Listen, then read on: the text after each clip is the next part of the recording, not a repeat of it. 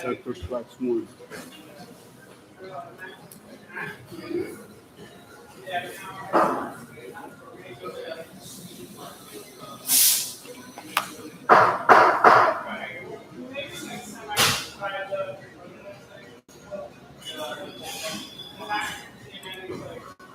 We're going to continue with the build. We have a base model, but we're going to do the module a little bit differently. We're going to take the Spanish test first.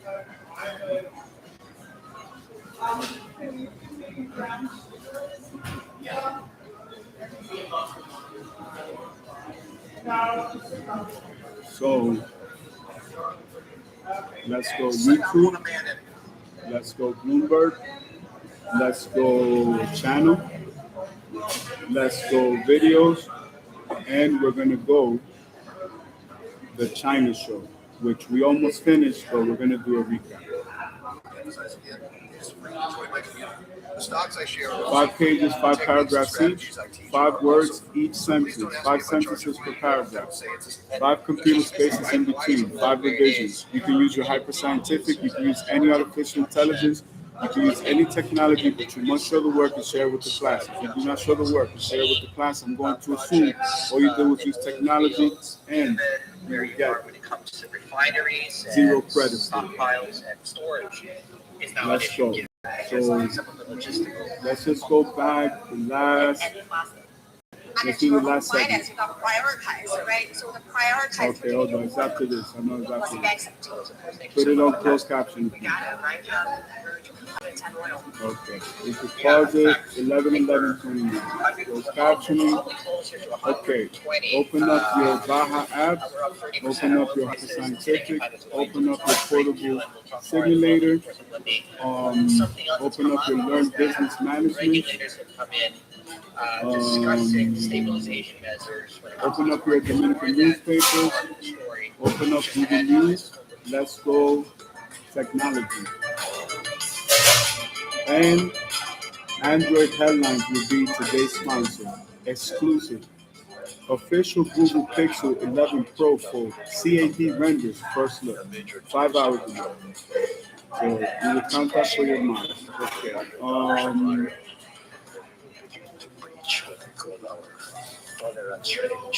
Let's check. Let's go Bloomberg Crypto. That was the Philippine Central Bank Governor Eli Luminaire speaking to us just last week. Send me the link, and then when I try to click on it, then let me do it. Really, that Europe with the United States chiding our friends in Spain and the UK in the UK for not backing the United States. So this is already a relationship that's really. All right, 6 days ago.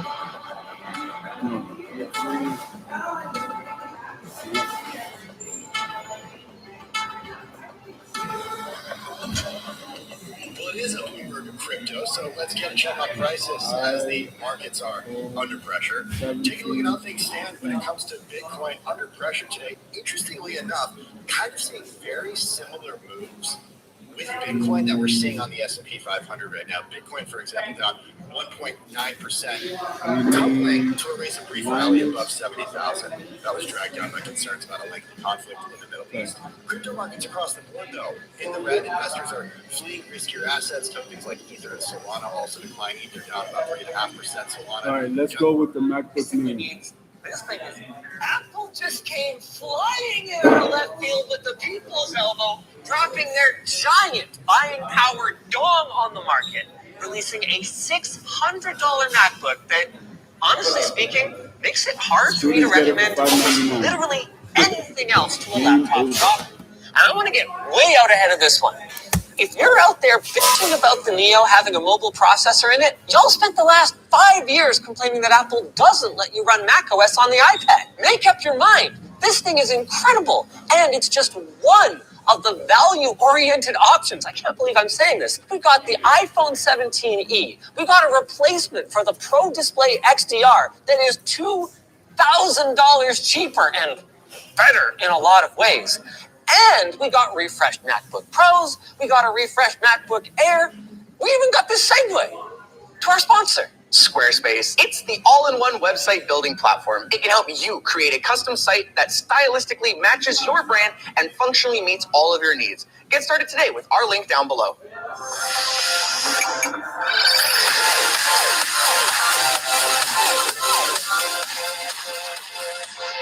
The haters' take on the new $600 MacBook Neo is obviously going to be, ew, an iPhone chip and a laptop, it's going to be so underpowered. My take?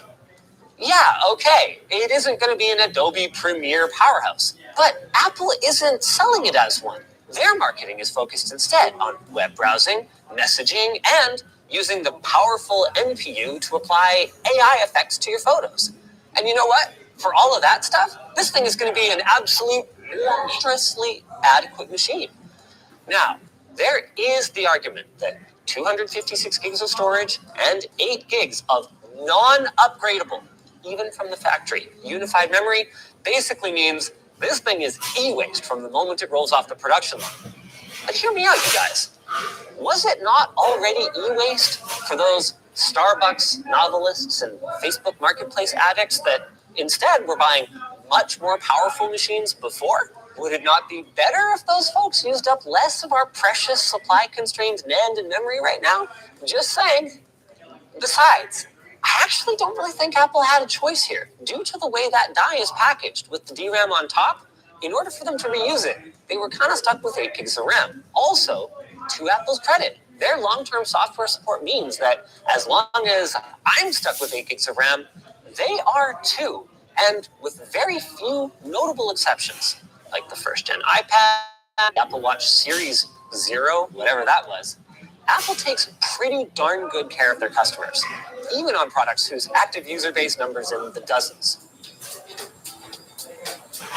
See, that's such a sweet experience. They do such a good job of this that when I recently got phones for a couple of my kids for Christmas, Apple devices were 2 out of, I think, 6 options that both met my budget and software support requirements. And I haven't even talked about how great this device is. Apple is claiming 11 hours of mixed use and up to 16 hours of battery life, not to mention that it runs without a cooling fan. And because it uses their lower-powered A-series silicon, it probably straight up doesn't even need a fan in order to maintain full performance. It also doesn't need a huge battery, which carries multiple benefits. The 36 watt-hour battery inside the MacBook Neo keeps it easily portable at a trim 1.23 kilos, and it only needs a 20-watt charger, which, thankfully, is included in the box. All of that means that you can pick up a reasonably priced battery bank, like this really cool one that promises like a modular interface on the top and the ability to replace the cells once they wear out, or maybe even support future cool battery chemistries. And you could more than double your Neo's time away from the wall just carrying a tiny thing like this. Now, you must be thinking at this point, what's the downside? Surely it's made of unapologetic plastic or something, right? Right? No! Somehow it's not. It's got an aluminum chassis, a liquid retina display with anti-glare that tops out at a very solid 500 nits. That's perfectly acceptable for an office or school environment, or even outdoors if you could stay out of direct sunlight. Apple also went to great lengths to make it clear that the keyboard is their familiar, beloved Magic Keyboard, and even the trackpad is, okay, it's smaller than other MacBooks, but it's still multi-touch and a very decent size. This thing even packs a 1080p webcam, spatial audio support on its dual speakers, and a second noise-canceling mic for video calls. Okay, but then we turn it on its side and, yeah, the connectivity is a bit of a downer. Thankfully, we get a 3.5mm jack. But if you want to plug in a USB-A device, or even an external display, you're going to be resorting to a dongle. I'm getting flashbacks to the 12-inch MacBook from 2015. However, it is worth noting that, sorry to break this to you, 2015 was over 10 years ago, and nowadays, everything from external drives to gaming headsets to office monitors can be found with a USB-C connection. Another nitpick. While Touch ID is featured very prominently in the marketing for the device, it's actually not supported on the base configuration. It only comes on the 512 gig model that costs $100 extra. Also, the keyboard lacks a backlight, which is some pretty strong 2010 vibes on what is otherwise such a modern-looking machine. With that said, This thing can be had for as little as $500 with an education discount. And if this Redditor's comment is anything to go by, Apple's strong buyback program, not to mention their support services, are going to have even public school districts looking very closely at these machines compared to Chromebooks. So, well played, Mr. Cook. Or should I call you Mr. Anderson? No, I shouldn't, because you've got a lot more than the one laptop today. Let's dive into the other new MacBooks and the M silicon chips that are at their hearts. Now, it's no secret that macOS and I have had our differences of opinion, but I'm a huge fan of what Apple has done with Apple Silicon, and the M5 Pro and the M5 Max mean that ain't going to be changing anytime soon. I talked a fair bit in our launch coverage of Intel's Panther Lake CPUs about the importance of multi-die chip designs going forward. This approach can help with everything from enabling advanced features with third-party IP to reducing cost to creating a richer, more modular product stack that better serves your customers. And Apple's version of this, called their Fusion architecture, looks set to deliver very nicely on all of those benefits. The Pro and the Max configurations both come with a new neural processor and a nice little upgrade to peak unified memory throughput and GPU performance. And both of them now have 18 CPU cores. That is a 4 and 2 core improvement over last gen, respectively. This, combined with Apple's claims that these are the fastest cores in the world, should mean that Apple's only obstacle to selling these things by the truckload is how good their previous generation M-series silicon already was. Seriously, Apple even tacitly acknowledges how few Apple Silicon owners are going to be upgrading by emphasizing just how much better the battery life will be compared to your Intel CPU MacBook. Though, honestly, I think they're being a little unfair to themselves. If you're a heavy network user, for instance, like if you edit video over a NAS, the Wi-Fi 7 capability of Apple's new N1 networking chip could be a game changer for you. And it comes with Bluetooth 6 as a nice little cherry on top. And there have been numerous other nice little quality of life improvements as their M silicon has evolved. Like the first gen was limited to HDMI 2.0. Anything newer does HDMI 2.1. And the M4 series was the first to get Thunderbolt 5 with its whopping up to 120 gigabit per second bandwidth boost mode. Though it is worth noting that on both M4 and M5, the base non-Pro Max Ultra chips are still limited to Thunderbolt 4. Now, a major question in all of this is, of course, pricing. But I'm pleased to say that even amidst a RAM-apocalypse that is wreaking havoc on affordability for PC users, Apple has managed to mostly hold the line. They did eliminate some entry-level models in their MacBook Pro lineup, like the 512 gig version of the M5 Pro model. But, if I'm being honest, guys, all told, it could have been a lot worse. And if nothing changes in the AI data center boom, next year it might be worse. It's very possible that Apple was only able to do this thanks to their long roadmap and the large-scale purchasing commitments that they make. We'll have to see how it goes. The last new MacBook is probably the least exciting to me. The M5 MacBook Air is $100 more now. But it comes with double the starting storage, a faster SSD, Wi-Fi 7, Bluetooth 6, and of course, better performance, which, again, most Apple Silicon users don't need that much. So it seems like Apple's most compelling sales pitch for it seems to center around being allowed to upgrade it with more RAM and more storage compared to the Neo. But hey, when you're up against an absolute show stealer like that, I guess it's okay not to look that good. Well, at least the Neo stole the show so far. I haven't even talked about the new displays yet. At first, I was like, Apple's non-Pro displays have always been kind of unexciting, but not this time.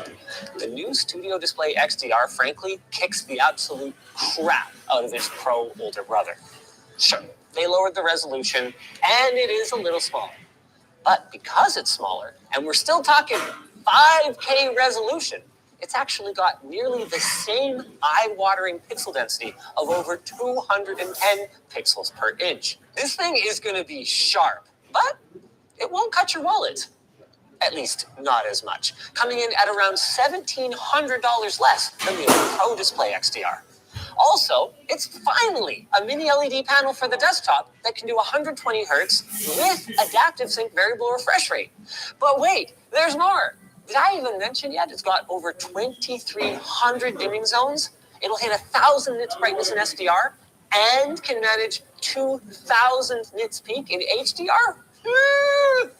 And the I/O, ladies and gentlemen, we're going from a single Thunderbolt 3 port with 96 watts of charging and 3 USB-C ports running at USB 2.0 speeds to not one Thunderbolt 5 port with 140 watts of charging, but how about second Thunderbolt 5 port, albeit without charging. And okay, we're only getting 2 USB-C downlinks, but this time they're running at 10 gigabit per second. That is plenty. And on top of the physical changes, we're also getting support for 16 reference modes. So color correctionists and radiologists using DICOM rejoice, along with access to the Adobe RGB color gamut and the same 12 megapixel center stage plus desk view camera from the studio display, along with 6 surround speakers with allegedly improved bass and the 3 mic array that is standard in the studio display already. Now, I know I already mentioned it's significantly cheaper than the old Pro display. But did I mention that the stand is cheaper too? Sure, the whole package is still pretty pricey, but I still say, write about today in your journal anyway, because I doubt that Apple is ever going to give us such a big upgrade along such a massive price cut again. As for the non-XDR model, it's a little less compelling. It comes in at the same $1,600 you were paying before, but now with similarly upgraded Thunderbolt and USB-C ports, albeit with slower charging speeds, and we get the desk view upgrade for the 12 megapixel center stage camera. I would have really liked to see at least 120 hertz on a display that costs over $1,000 in 2026. But hey, it's 5K resolution and not everybody wants that. So I'm just going to say I'm jazzed enough about the new XDR that I'm willing to forgive them on this one since they didn't raise the price. On that subject, it looks like the lowercase e iPhone naming scheme is here to stay because Apple also announced the new iPhone 17e this week. Just like last time, it's a couple $100 cheaper than a regular 17. And just like last time, you do lose out on some great features like Pro Motion technology and the new center stage front camera with all that it has to offer. However, in terms of upgrades over the 16e, you are now getting MagSafe wireless charging. That one's huge. You get Ceramic Shield 2 glass, which is amazing, by the way. And you get Apple's A19 chip with the improved C1X modem. Oh, and I haven't even told you guys the best part. You know, there's that massive DRAM and storage crisis happening right now? Well, somehow, the 17e comes with double the storage at the same $599 price. Dare I say, you'll love to see it? What happened to you, Apple? You used to so shamelessly charge us more for less. Now you're kind of cool. And the same goes for the iPad Air. I mean, Apple could have just slapped an M4 chip onto it and called it a day. They've certainly done it before. But instead, it's also getting the new C1X modem and N1 wireless chips, along with more memory, 12 gigs instead of 8. I mean, in typical Apple fashion, their messaging about this change makes it sound more magical than it is. A 50% jump in unified memory. Thanks, marketing department. But then, at the same price, I'll take it. Gimme. I mean, to be clear, not if you're coming from like an M3 iPad Air. You have enough RAM, and that's a new enough device. But if you're coming from an older iPad, this new one looks significantly faster. And of course, we'll get the latest software updates for longer. Oh, it has better AI as well. I kind of glossed over that in some of the earlier stuff, but pretty much everything has better neural processing than ever before. And to Apple's credit, they try to keep a fair bit of that on device. So kudos there. But for me, the AI is less of a focus, and the big one is the value. Truly. Bravo, Apple. I don't know why. I mean, the Mac Mini already exists, but I didn't think they had it in them. In these dark times of horrible tech affordability, who saw this coming? Apple, as a beacon in the dark. And now I can see another beacon. To our sponsor, Squarespace. We've worked with Squarespace for many years, and we have even used them for our Linus Media Group site. And that's because Squarespace is the all-in-one website building platform. The beauty of Squarespace is the simplicity of it all. You can use their design intelligence tool to tell it your business name, the mood or vibe you'd like your site to give off, and you'll have a starting template within minutes. And from there, it's just some small tweaks using a drag and drop interface. There's millions of domain names out there that are just waiting to be snagged, and Squarespace will help you lock in yours. It all comes with privacy and security features too. Start building your website today and receive 10% off your first purchase by visiting squarespace.com/LTT. If you guys enjoyed this video, why not check out the time I went shopping for a Mac? There's some very good value stuff in their lineup on the desktop side as well. Okay, spoilers, the Mac Mini. There's trips you gotta take, and the ones you wanna take. And with you, save your way. Well, partner, they ain't so far away. Save now with an instant discount to bank for later and make it count. Only at Hotels.com.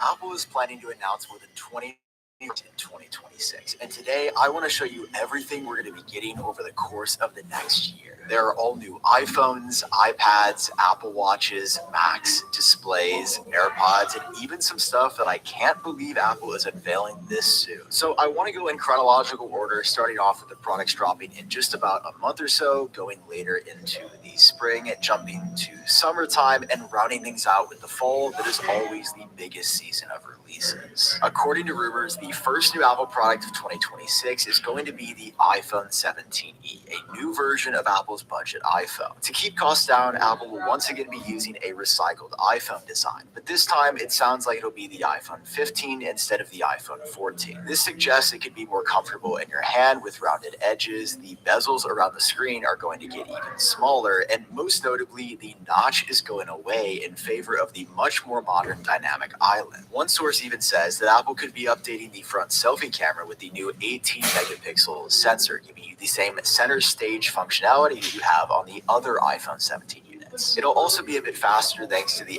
A19 chip that can further extend battery life. And for some reason, the first version didn't have MagSafe. Well, Apple is fixing that on the 17e. The iPhone 17e will now work with all of your MagSafe accessories, which is still weird that that wasn't here since day one. As for the price, it'll be sticking right around $600 and could be launching as early as February. And just after this, there's another new budget Apple product on the way, which is an ultra low-cost MacBook priced at between $600 and $700. Now, this is way cheaper than any other MacBook that the company has made in their history. So how are they accomplishing it? Well, it sounds like the design is going to be pretty basic, just with some fun colors similar to the base iPad and a small screen less than 13 inches. But the key component to making this happen is the chip on the inside. It is not going to be a Mac chip. Apple is using an iPhone chip internally, said to be the A18 Pro. Why this chip in particular? Well, as it turns out, the A18 Pro is just about as fast as the M1 and actually better in terms of single-core performance, as it's based on a newer 3-nanometer architecture, which means this budget MacBook will be getting things like ray tracing. In other words, this whole MacBook is just a full frontal assault on the low-end Chromebook and PC market. It's something we've never seen Apple properly go after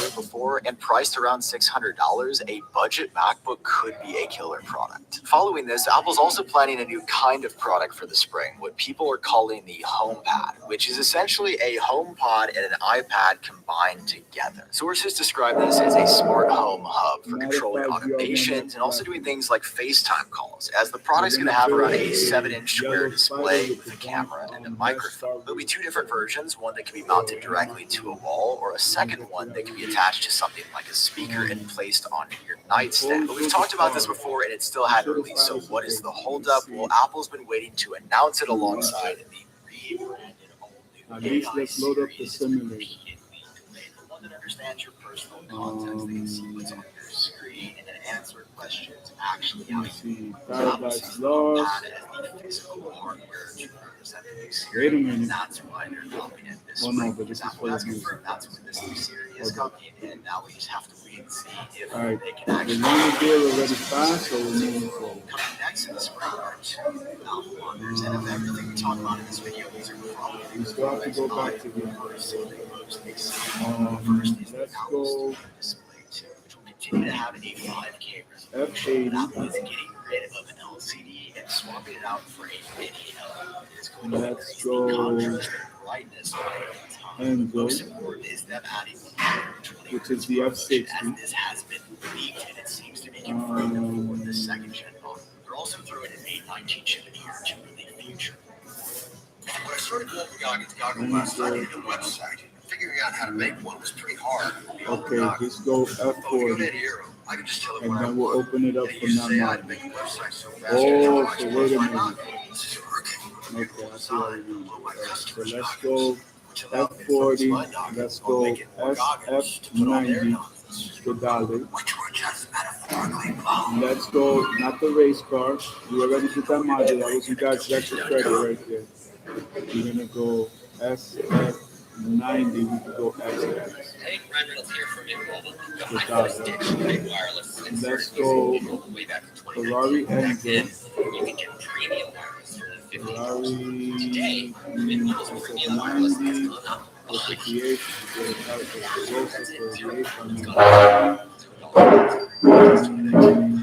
oh no, wait a minute. We gotta go 296 GT. GT version. GT version. Let me see. That's good. So Enzo SF90 and 296. And okay, let's go 488, which I think is one of the best.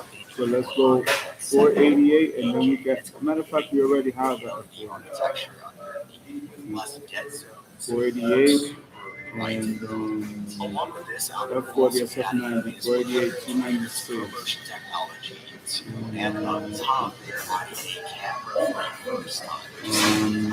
Let's go F40, just so that we can follow the lineage.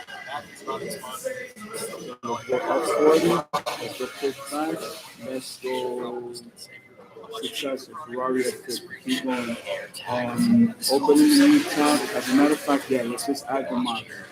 Successor, once again, open the new tab, now in that tab, go to F50 successor, go to quick facts overview by manufacturer, Ferrari engine, open a new tab, okay, perfect. What vehicle are we comparing this to? We're focusing on the frame and the design. We're going to, of course, compare it to 8th generation Corvette. So let's go C8 Stingray. That is our program. That's also racing with Team GT3, GT3 RS. We have the best racetrack in Daytona, so I think that's the secret to the success of the program. Even though, again, we work on every single team, we are a race model team. So we have it the hardest, plus our plane is not wide boundaries. We have to take all that into account. All right, so let's start first with the F4. Let's see if we can get 5 pages of notes first. I'll give you that just a second. Because we're going to have to do each comparison one by one. Because I have a theory, so we have to double check. So we continue to do. This is how this first updated in 6 years with internal architecture. Most notably powered by an S10 chip. This will also be Indianapolis N1. It could be available in a new red colorway for the first time, which does look pretty good. Now, also set to launch in spring for other Apple products. These are all just spec launch.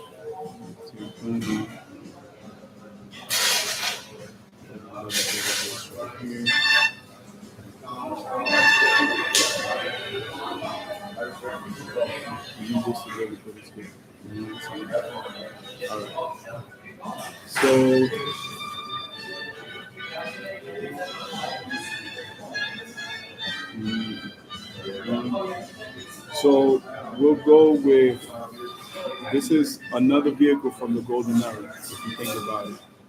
This is the hardest era and what I specialize in. You guys could go back to the first module, you will learn everything about this one. I was talking to one of my business partners about the Mark IV Generation Super. He favors more the Mark III. We were having a laugh because you know that it's really a Aston Martin DB7 clone. And I did the whole university module. Unless you really know about cars, you're not going to know things like that. So down to the prototype date, everything. I had all the data points. That's why I tell them, don't argue with me. These are the cars I sell for a living. This is what I do, right? All right. So let's rock and roll. You guys can hit me up on the neck, 504-202-5915. And we only accept Bitcoin. But first, you guys are going to get an education on what makes these vehicles special. So we'll start with the Ferrari F40, manufactured from 1987 to 1996, 1,311 produced, including Le Mans and Competizione and GTE. 2.9 liter twin turbocharged, 8-cylinder motor, carbon fiber, Kevlar construction. Okay, let's put it on the rig, and let's start with Ferrari F40. Okay, let's go real quick.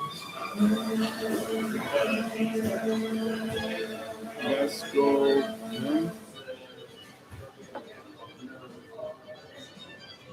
Let's go with. Let's go height. We got the curb weight as well, because for any calculations we need to make, we could just load that to the simulator. Curb weight. Okay. So we're gonna go F40. Let's make a list. F40, F50, F60, Enzo. Okay, F50, Brilliant Man. So remember, V12 spiders. I'm gonna write that automatically because each one is a different layout. Enzo is V12 naturally aspirated. V12 naturally aspirated. Again, composite construction. Oh, we need to add La Ferrari because that was part of the competition. You have to type it in literally Ferrari.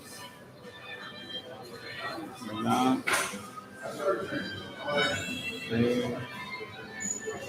Ferrari, La Ferrari. Okay, we'll put each one on the rig so we can raise them. We need one more competitor. Let's go Lamborghini Revolta.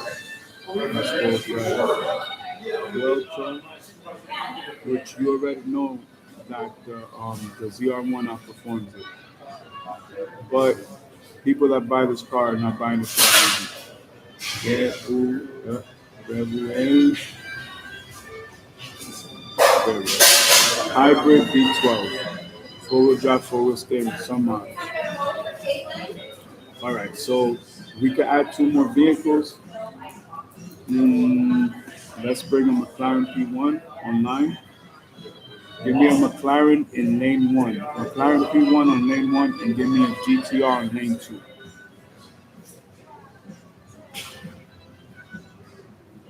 McLaren Speedtail. Nope. Let's go.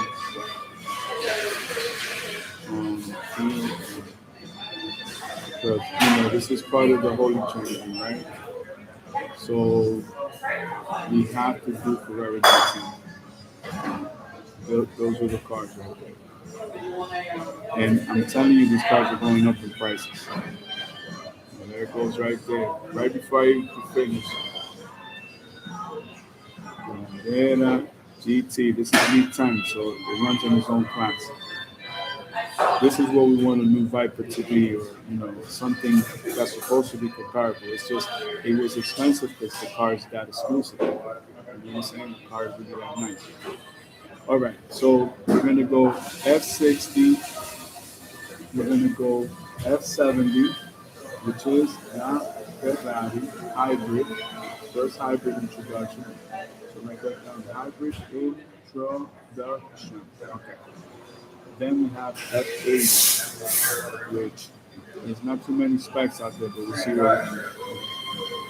And then we're gonna go back to 488, which is V8 twin turbo. The second coming of the F40 right here. Baby F40, but modern edition. I think an excellent deal, one of the best deals in the market. If you just want one fun car type. Okay. 488, and we have SF90, which is the hybrid version of that. SF90 hybrid version of 488 for the scholarship. Then the newest version, which is the new NSX Ferrari 296 GTE. The NSX is always a Ferrari in Turkey. Pininfarina. Pininfarina, baby. Okay. We can't compare this to what Acura Honda released.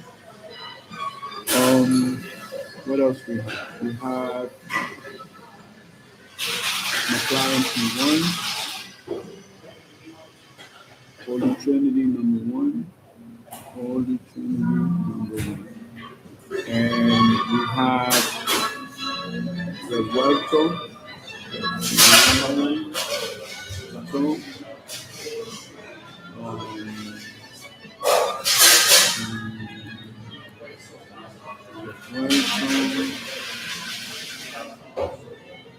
Carrera GT. Carrera GT. So, Holy Trinity 2.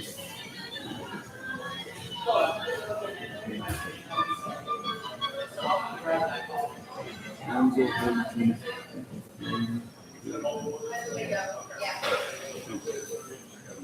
So, these are the main competitors. The new versions will be the McLaren W1, the F80, and Porsche has a concept, but it has not been confirmed. Now, one generation prior, it was the 918 Spider and all the other versions. So let's go back to the F40 because it was like the breakthrough car, right? The lineage for Carrera GTs from the 959 and the cars that followed. Let's see. And the beginning had the Diablo, and they came Evolve. So either way, they made it to the result. So each car on the rig, let's start.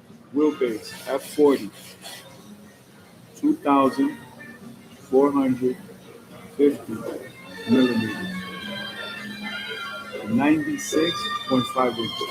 96.5 inches. Length 4,430 millimeters, 174.4 inches. Why do I remember those numbers perfectly? Okay. Height. Let's go height. 1,124 millimeters over 44.3. So versus GT40, it is a plus 4.3. Now we're going to get into aerodynamics. Let's see what they were doing just with the design. Okay. Top speed. I'm going to see if you guys notice from the top of your head. This is 201.7. 959 was 200.78. They beat him 1 second. And it wasn't until Diablo comes in at 208, 209 that it beats them. So you got extra 220, you got EB10GT, the F1. A lot of powerful cars came from that. Okay. So now let's go F50 Berlin. Okay. Oh, actually, wait, before we do that, you have the data points, but let's just give you guys a quick introduction, okay? Ferrari F40, Italian flagship sports car produced from 1987 to 1996. The Ferrari F40 Type F120 is a mid-engine rear-wheel drive sports car, engineered by Nicola Materazzi, with styling by Pininfarina. It was built from 1987 until 1993, with the Le Mans Competizione and GTE race car versions continuing production from 1994 to 1996 respectively. That means F40 was in production even when F50 was out. This car is official tissue, baby. Car was serious, yo. As the successor to the 288 GTO, also engineered by Maserati, it was designed to celebrate Ferrari's 40th anniversary and is the last Ferrari automobile personally approved by Enzo Ferrari. At the time, it was Ferrari's fastest, most powerful, and most expensive car for sale. The car debuted with a planned production total of 400 units and a factory suggested retail price of approximately 400,000 United States dollars, fivefold the price of its predecessor, the 288 GTO. So the car got 5 times more expensive. If you double the price of a Corvette, people will complain. In 1987, 1.13 million today, but in 1987, one of those belonged to the Formula One driver Nigel Mansell, was sold for the then record of 1 million euros in 1990, a record that stood into the 2010s, over 10 years. A total of 1,311 to 1,315 cars were manufactured, with 213 units destined for the United States. There's 2 prototypes that were missing, are still missing, or they're probably in a very private collection. Okay, so let us continue. Now, Ferrari F50. Let's put this on the list.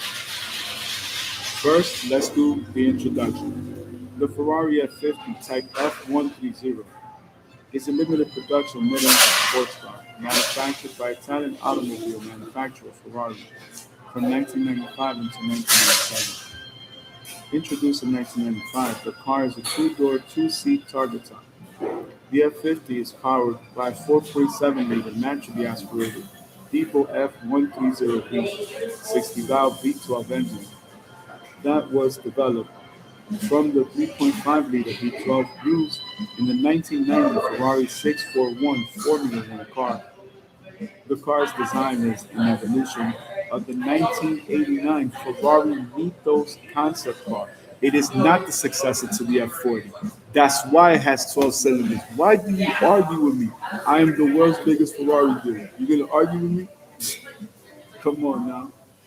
Concept car. While Pininfarina incorporated design cues from contemporary Formula One race cars designs, particularly at the front. The whole front end, if you pull it off, you could put a whole Formula One body on it and it will fit perfectly. Talk about, yo, that car cheats the air. You don't see the shape of how the wind goes and flows through the front of the car. It has a wing in the front, actually 2, one on each side, and a huge wing on the back, and then it's angled. It has its own little built-in gurney flap. Come on, this is serious engineering right here. Ferrari F50, Type F130, 1995 to 1997, only 349 produced. Every single one of those cars is worth everything that they ask for. Wheelbase. Okay, wheelbase. 2,580 millimeters. Over 101.6 inches. Length. 4,480 millimeters. Over 176.4. Width is 1,986 millimeters over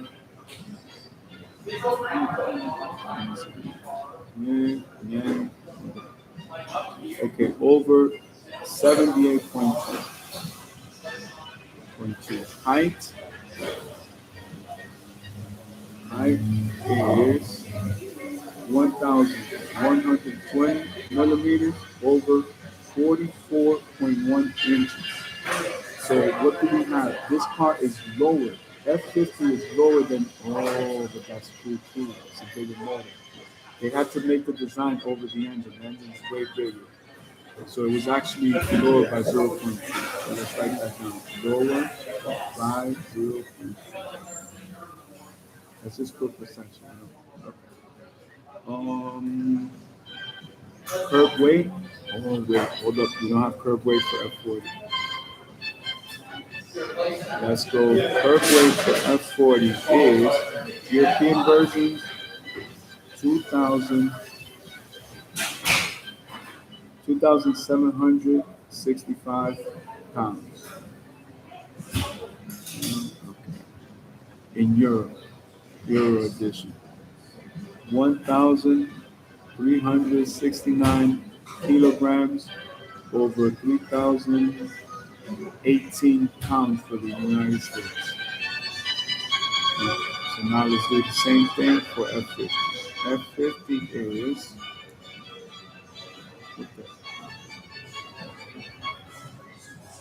F50. Okay, curb weight for the F50 is 2,000. F50, 2,702. F50, 2,712. Perfect. All right, so those can go offline. So F50 offline, F40 offline. Um, F50, F60, okay, F60 engine. Ferrari Enzo, Italian flagship sports car. This article is about the car. For the person, see Enzo Ferrari. For the engine, see Ferrari F140 engine. For the use, see Enzo Ferrari. This abbreviation. The Ferrari Enzo Type 140, officially marketed as Enzo Ferrari, is a mid-engine sports car manufactured by Italian automobile manufacturer Ferrari and named after the company's founder, Enzo Ferrari. It was developed in 2002 using Formula One technology, such as a carbon fiber body, Formula One style automated shift manual transmission, and carbon fiber reinforced silicon carbide C/SiC ceramic composite disc brakes, as well as technologies not allowed in Formula One, such as active aerodynamics. The Enzo's F140B V12 engine was also the first of a new generation for Ferrari. The Enzo generates substantial amounts of downforce through its front underbody flaps, small adjustable rear spoiler and rear diffuser, which work in conjunction to produce 343 kilograms, 757 pounds of downforce at 200 kilometers per hour, 124 miles per hour, and 775 kilograms, 1,709 pounds of downforce at 300 kilometers per hour or 186 miles per hour, before decreasing to 585 kilograms, 1,290 pounds at top speed. This car is serious. This car is serious business. Okay, so let's go. Wheelbase, 2,650 millimeters, 104.3 inches. Length, 4,702 millimeters, 185.1 inches. Width, 2,035 millimeters, over 80.1 inches. Height, 1,147 millimeters, 45.2 inches. Curb weight, 1,480 kilograms, 3,263 pounds, 1,255 kilograms, 2,767 pounds dry. Okay. Predecessor, LaFerrari. So, let's go LaFerrari. The LaFerrari, project name F150, is a limited production mid-engine, mid-mild hybrid sports car by Italian automobile manufacturer Ferrari. Its name means the Ferrari in Italian, as it is intended to be the definitive Ferrari. Let's put it on the rig, baby. Wheelbase, 2,650 millimeters, 104.3 inches. Length, 4,702 millimeters, 185.1 inches. Width, 1,992 millimeters, 78.1 inches. Height, 1,160 millimeters, 43.9 inches. So difference between GT40 is 3.9. Curb weight 1,585 kilograms, 3,495 pounds. That shit is a rocket, but it's powerful. That's all them hybrid batteries. Okay. That's part of the Holy Trinity. So let's go McLaren P1. The McLaren P1, codename P12, is a flagship sports car produced by British Mark McLaren Automotive, styled by American car designer Frank Stevenson. It is the second installment in McLaren's Ultimate series after the McLaren F1. Considered to be the spiritual successor to the Formula One, the P1 was one of the first high-performance sports cars to be introduced incorporating hybrid technology. The Porsche name seems prior having begun taking orders prior to the P1 and the LaFerrari introduced alongside it, first shown as a concept on the 20th anniversary of the F1 at the 2012 Paris Motor Show. The P1 made its debut at the 2013 Geneva International Motor Show. Let's put it on the road. Wheelbase 2,670 millimeters, 105.1 inches. Length 4,588 millimeters, 180.6 inches. Width 1,946 millimeters, 76.6 inches. Height 1,188 millimeters, 46.8 inches. Curb weight 1,490 kilograms, 3,280 pounds. And if we're doing F80, let's go to W1. But we'll leave that one for last. We'll leave that one in the simulator for last. So now, Carrera GT. The Porsche Carrera GT, project code 980, is a mid-engine sports car that was manufactured by German automobile manufacturer Porsche from 2003 to 2006, a 3-year run. Sports Car International named the Carrera GT number 1 on its list of top sports cars of the 2000s, and number 8 on its top sports cars of all times list for its advanced technology and development of its sports cars of all time list. For its advanced technology and development of its chassis, Popular Science magazine awarded it the Best of What's New award in 2002. Alright, let's put it on the rate. I had to read that twice, I have confusion. Okay. Wheelbase, 2,730 millimeters, 107.5 inches. Length, 4,613 millimeters, 181.6 inches. Width, 1,921 millimeters, 75.6 inches. Height, 1,166 millimeters, 45.9 inches. Curb weight, 1,380 kilograms, 3,042 pounds. So they're more or less around 3,500 pounds. This one is like 98 pounds lighter. So that's my first observation right there. Okay. We're gonna go McLaren W1, then we'll go with Vuelta, and then we'll go back. Let's go McLaren W1. The McLaren W1 is a limited production hybrid sports car developed by McLaren Automotive. It is the successor to the McLaren P1. It was unveiled on October 6, 2024. Production is scheduled to commence in 2025 and will be limited to 399 units. Amazing. Let's put it on the rig. Let's go. Dimensions. Wheelbase 2,680 millimeters, 105.5 inches. Length 4,635 millimeters, 182.5 inches.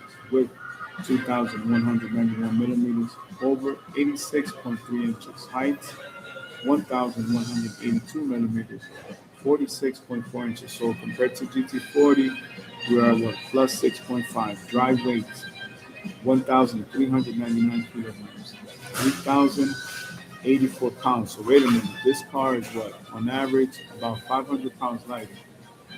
Very, very impressive. Okay, let us continue. Lamborghini Revuelto. The Lamborghini Revuelto, Spanish pronunciation, Revuelto, is a mid-engine plug-in sports hybrid sports car, produced by the Italian automobile manufacturer Lamborghini. It was officially unveiled on the 29th of March 2023 as a successor to the Aventador. The Revuelto's namesake is a Spanish fighting bull that fought in the arena of Barcelona in the 1880s. Let's put it on the ring. Dimensions, wheelbase, 2,779 millimeters, 109.4 inches. Length, 4,947 millimeters, 194.8 inches. Width, 2,266 millimeters, 89.2 inches, including the middle. 2,033 millimeters, 80.0 inches just for the body. Okay, so it's the mirrors I mentioned. It probably needs the visibility, maybe because of the light. Okay, height, 1,160 millimeters, 45.7 inches. So compared to GT40, it is plus 5.7. Curb weight, 1,772 kilograms, 3,907 pounds dry. Wow, it's heavier. So I'm assuming the batteries are more powerful. Okay, 1,880 kilograms, 4,145 pounds. Wow. So the hybrid technology, you know what? When I check the C8 Corvette, I'm gonna check the E-rate to see what's going on. I think the difference is like 300 pounds. That I think I heard. And let us go back to 488 because this is the mystery we're going to solve right here. The Ferrari F488 Type F142M. So it is a cylinder turbo design because F40 is F140, right? Right. It's a mid-engine sports car produced by Italian automobile manufacturer Ferrari. The car replaced the 458, being the first mid-engine Ferrari to use a turbocharged V8 since the F40. It was succeeded by the Ferrari F8. Hmm. We go back. No, actually, it's F120, so that means it's 20 something generations. So it's 22 generations. So it should be an evolution of design.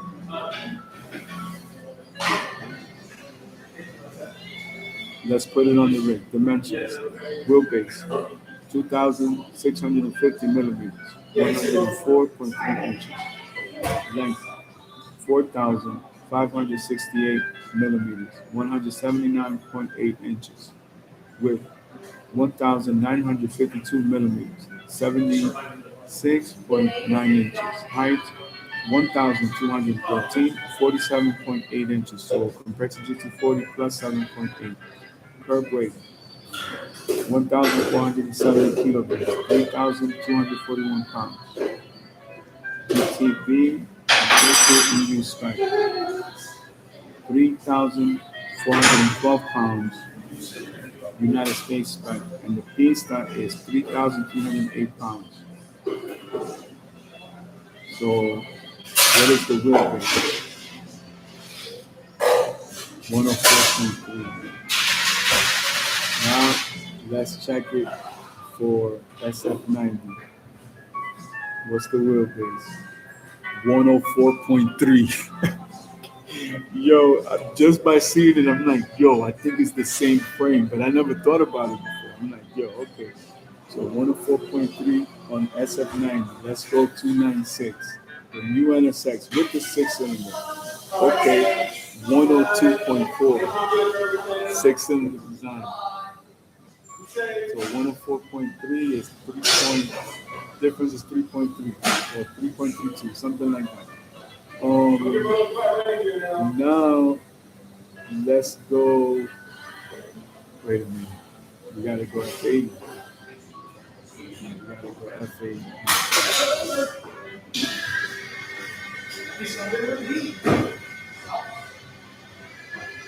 Well, supposedly it was, let me say, it was replaced by the Tesla Ross, but I don't think it's the Tesla Ross. So,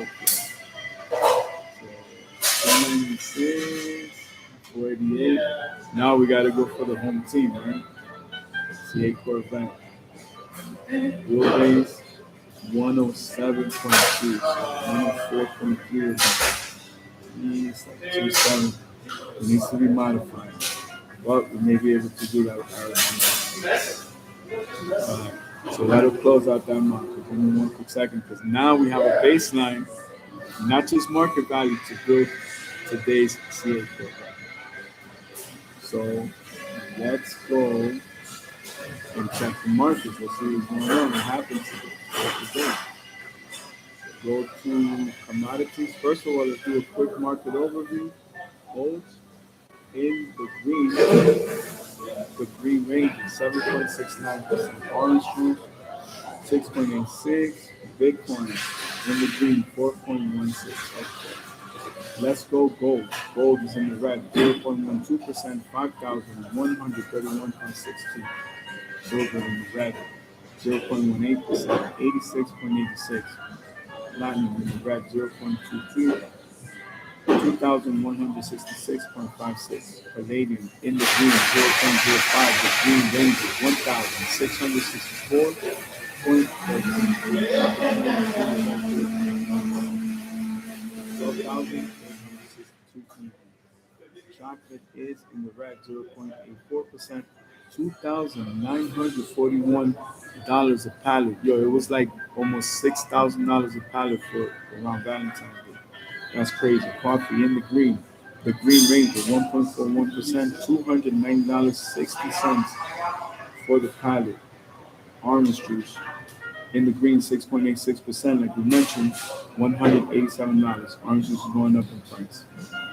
All right, let's go currencies. Top 20 coins. You guys ready?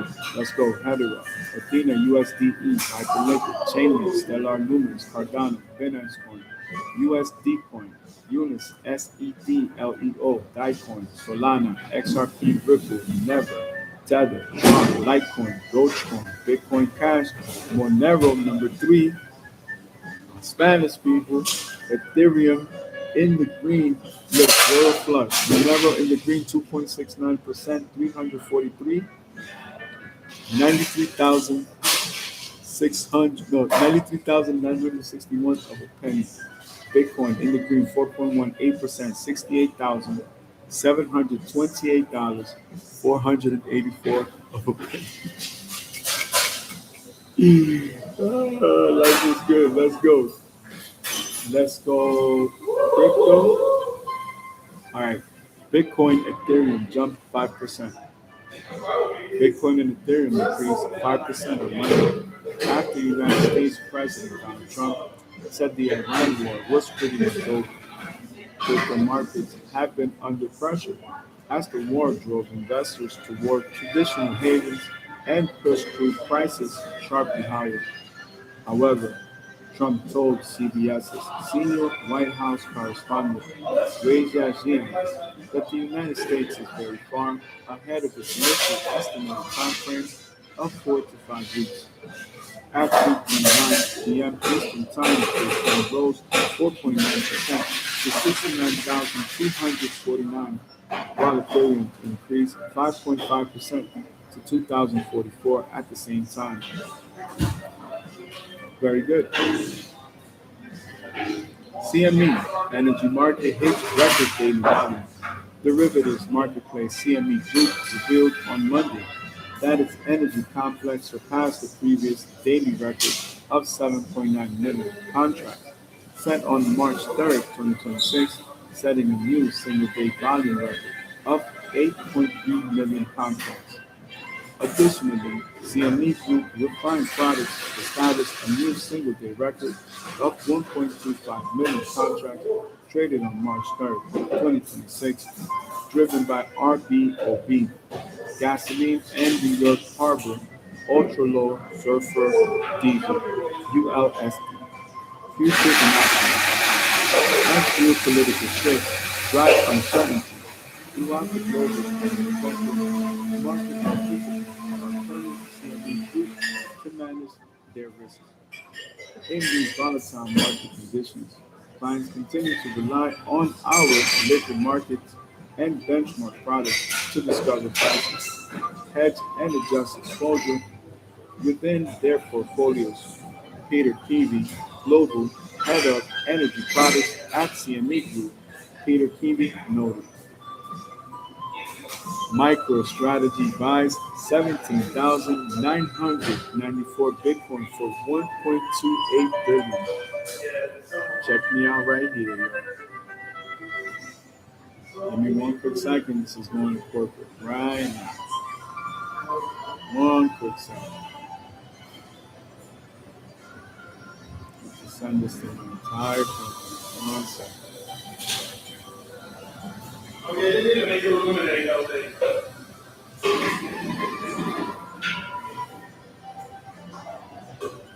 Okay, so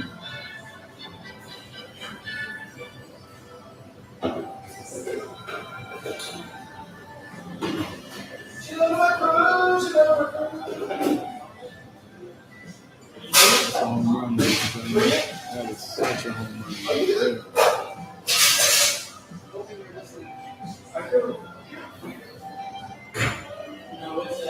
Such a home run. What a home run.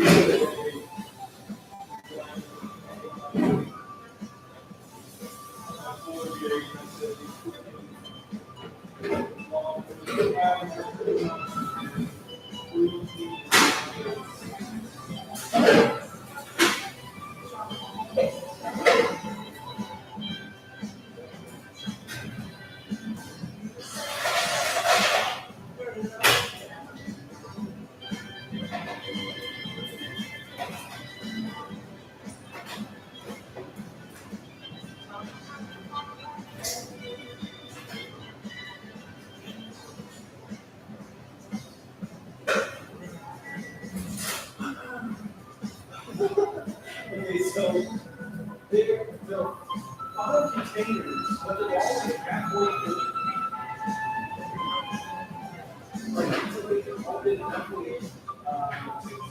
Let's go from the top. MicroStrategy buys 17,994 Bitcoin for 1.28 billion.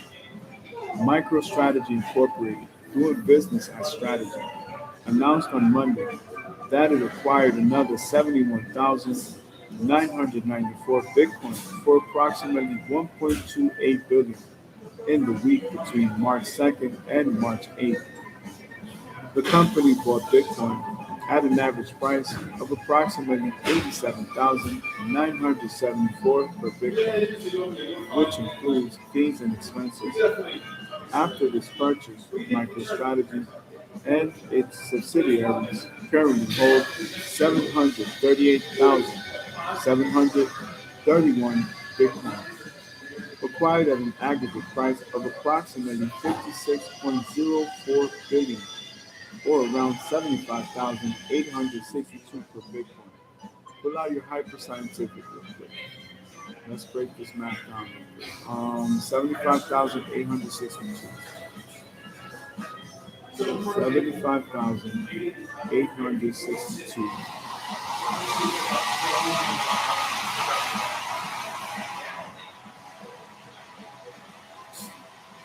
Home run. That's all I need to say. Okay.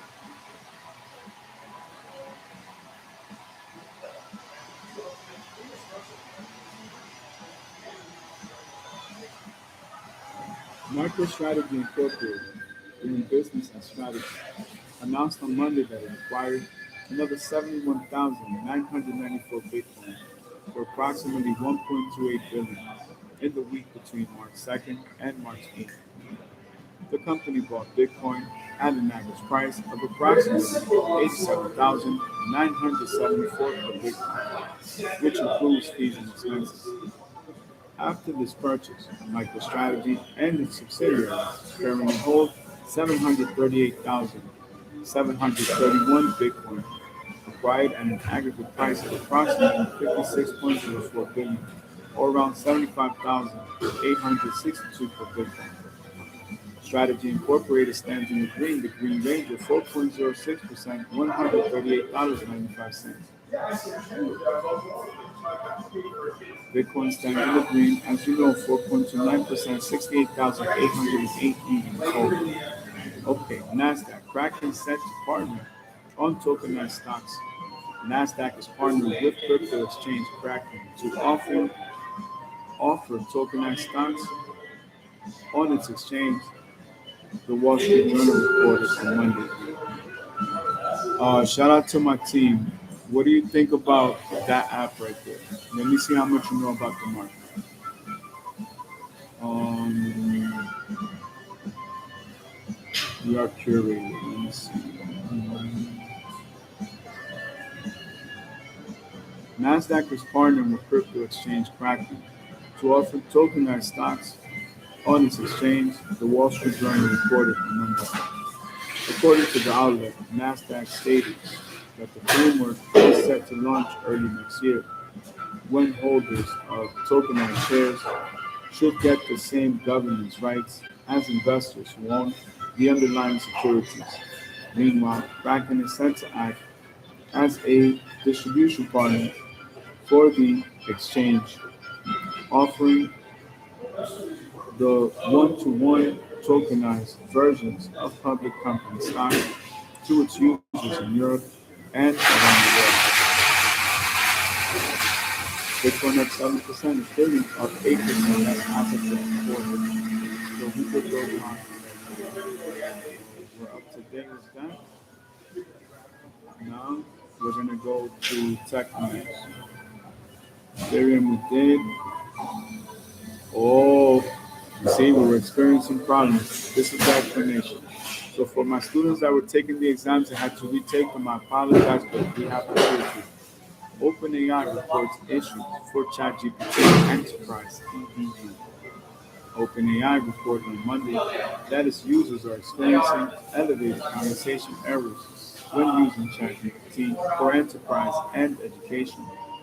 We have identified that users are experiencing elevated errors for the impacted services. We are working on implementing a mitigation, the company said on its status page. The AI firm also previously revealed that it is investigating an issue that made its coding agent Codex CLI unresponsive. Anthropic. Anthropic sues Pentagon over blacklist label. The artificial intelligence company Anthropic PBC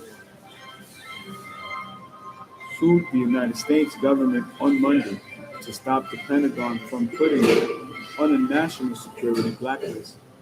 The firm filed two lawsuits, one in California and one in Washington, D.C., saying the Defense Department wrongfully labeled it a risk just to punish it for its beliefs. The Constitution does not allow the government to wield its enormous power to punish a company for its protected speech. No federal statute authorizes the actions taken here. Anthropic turns to the judiciary as a last resort to vindicate its rights and halt the executive's unlawful campaign of retaliation, the lawsuit says. Give me one second. I apologize. The complaints deepened the feud between Anthropic and the United States government. After Washington blocked the company, it turned to rival OpenAI, which agreed to work within the military's rules.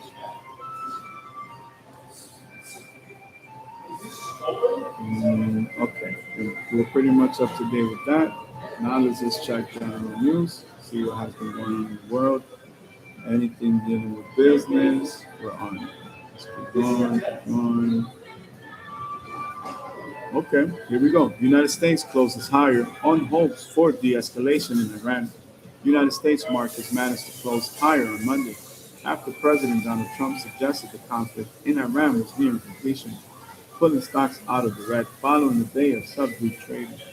The president's optimistic assessment triggered a broad late session rally, causing silver prices to jump more than 3% as investors sought alternative assets amid lingering uncertainty, while cryptocurrencies also gained.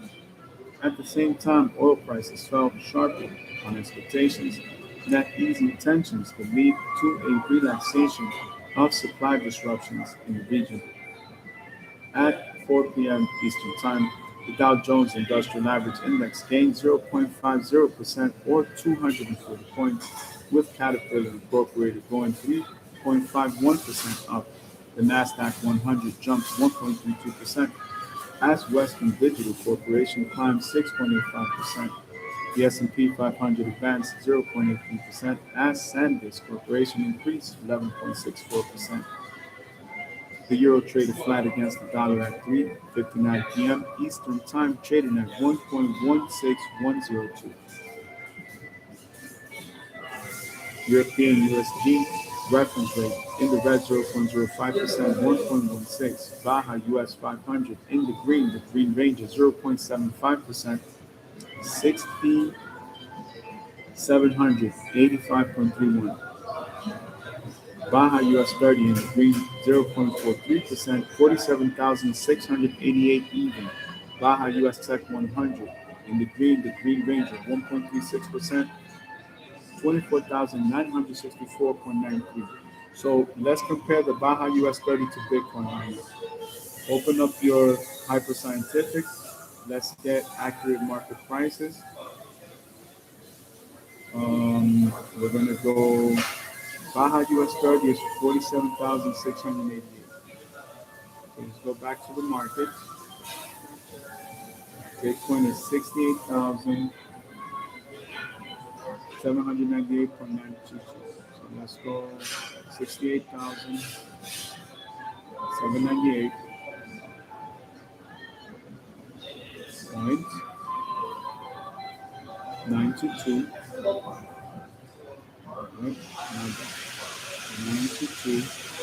Now we're going to subtract.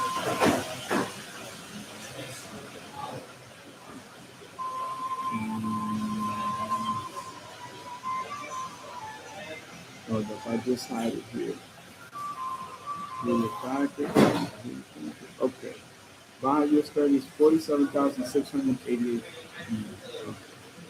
47,688.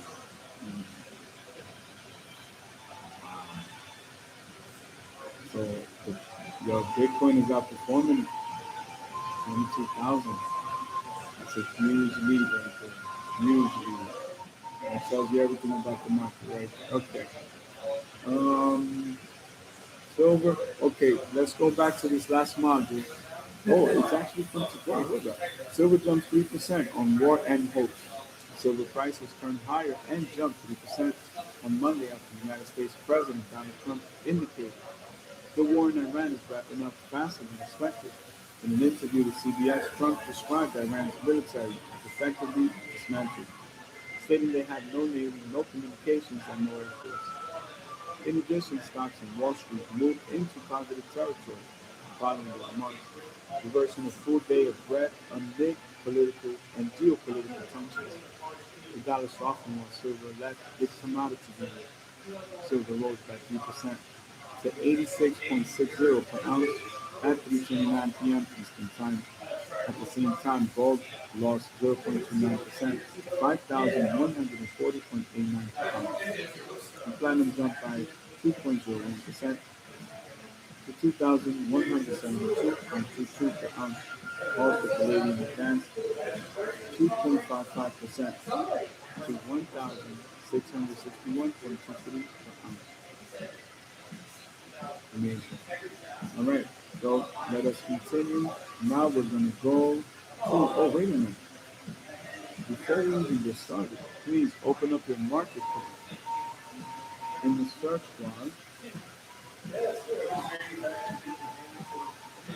search bar, type in Brian Tracy. Please open up the 21 Success Secrets.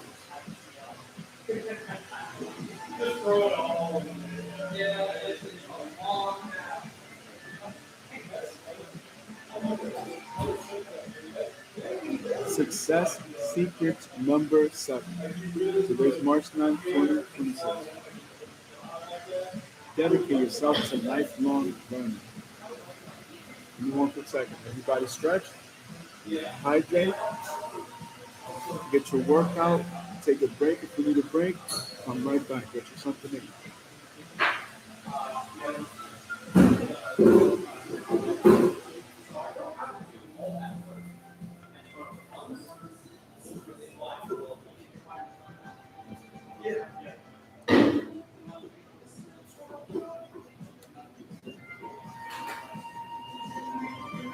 Dedicate yourself to lifelong learning. Continuous learning is the minimum requirement for success in any field. Dennis Wakeman. You have a virtually unlimited capacity to learn and improve in your chosen field. You have more brains, ability, and intelligence than you could ever use if you were to work on developing yourself for the rest of your life. You are smarter than you can imagine. There is no obstacle that you cannot overcome, no problem you cannot resolve, and no goal you cannot achieve by applying the power of your mind to your situation. But your mind is like a muscle. It develops only with use, just as you have to strain your physical muscles to build them. You have to work your mental muscles to build your mind as well. The good news is that the more you learn, the more you can learn. Just like the more you play a sport, the better you get at the sport. The more you dedicate yourself to lifelong learning, the easier it is for you to learn even more. Leaders are learners. Continuous learning is the key to the 21st century. Lifelong learning is the minimum requirement for success in your field or in any field. Make a decision today that you are going to become a student of your craft and that you are going to continue learning and becoming better for the rest of your life. There are 3 keys to lifelong learning. The first key is to read in your field for at least 30 to 60 minutes each day. Reading is to the mind as exercise is to the body. Reading for an hour each day will translate into about 1 book per week. 1 book per week will translate into 50 books per year. 50 books per year will translate into 500 books over the next 10 years. Since the average adult reads less than 1 book per year, when you begin reading 1 hour per day, 1 book per week, this alone will give you an incredible edge in your field. You will become one of the smartest, most competent, and highest paid people in your profession by simply reading 1 hour each day. The second key to lifelong learning is to listen to audio programs in your car as you drive from place to place. The average person sits behind the wheel in his or her car 500 to 1,000 hours per year. This is the equivalent of 12 to 24 40-hour weeks or as much as 3 to 6 months of working time that you spend in your car. This is the equivalent of 1 to 2 full-time semesters at a university.